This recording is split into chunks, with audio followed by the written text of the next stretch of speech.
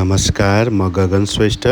यो अहिले देखिरहनु भएको यो धराने स्टाइलको मोमो, जसमा चाहिँ एकदम थोरै मसला भएको मोमो र खोर्सानी टमाटरको पिरो अचार र सादा सुप दिएको हुन्छ। टेबलमा मोमो आउने बित्तिकै त्यो मोमोको भाप सँगसँगै चाहिँ हर्र बास्ना आउँछ र सबभन्दा पहिला त्यो बास्ना फिल गरिन्छ।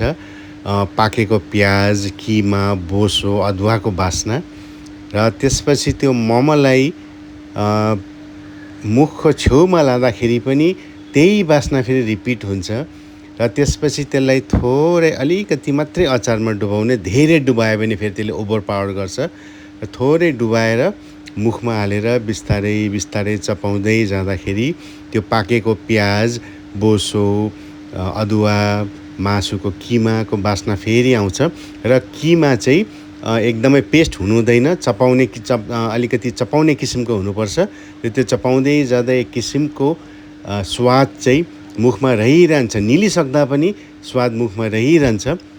त्यसपछि थोरै नुन भएको एकदमै सादा किसिमको सुप।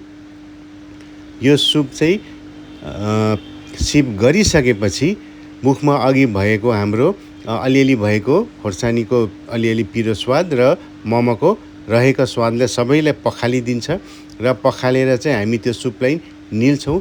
निलिसकेपछि चाहिँ हाम्रो जिब्रो फेरि सफा हुन्छ र अर्को मोमोको लागि तयार हुन्छ।